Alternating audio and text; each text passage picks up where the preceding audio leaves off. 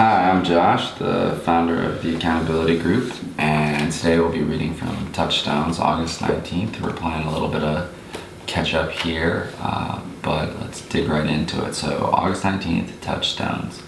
Oh, sorry, and hi, I'm Josh. I'm the founder of the Accountability Group, and hi, I'm Josh. I am still in recovery and battling the diseases of addiction and mental health. And today we'll be reading from Touchstones, August 19th. The most exhausting thing in life is being insincere. Anne Morrow Lindbergh. Many of us grew up in situations that required us to be constantly on our guard. We became so keenly attuned to the people around us and how to please them or avoid their anger that we lost contact with our inner messages. Rather than developing skills for drawing on our inner resources, we developed skills for looking outward and reacting to whatever confronted us.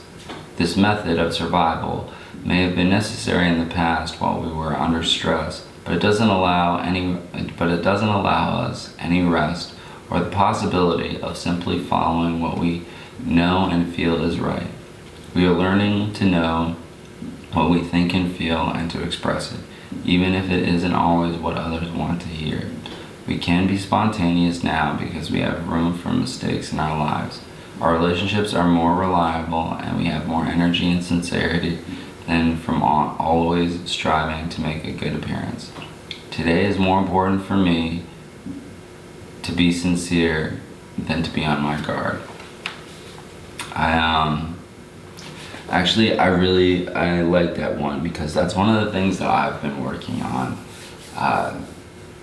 I don't know if this has happened to anybody else. I don't really talk about my experience, but one of the things that I've been working on in my strength, because I feel like in terms of experience, if you're sitting in this chair, if you're sitting in one of these rooms, if you're watching this video, then you've probably earned your seat. So I don't really need to catalog all of the not so great stuff that I've done in my life while in active addiction.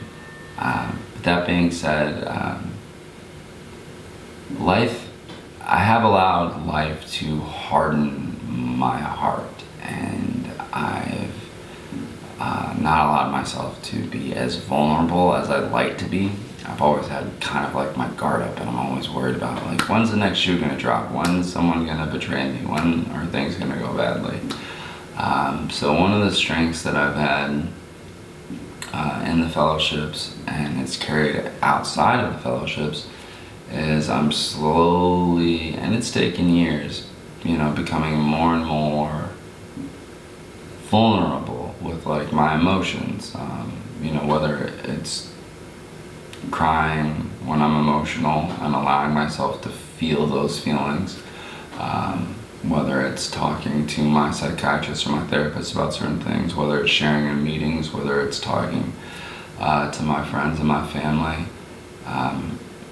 I'm trying not to have such a hardened heart, and I'm trying to make myself as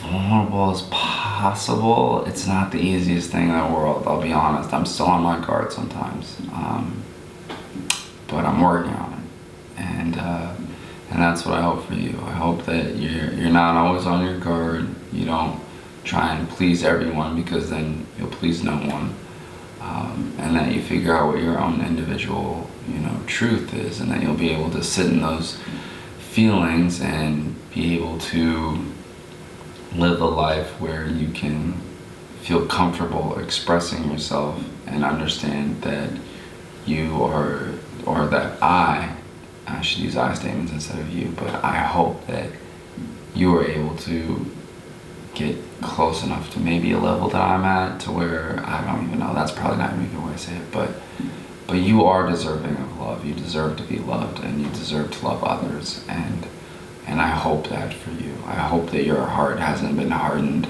so much by the world and by what's out there, that you don't get to experience the joy of sobriety, the joy of feeling the love from family and friends, from loved ones, from members of the fellowship, from just enjoying the day.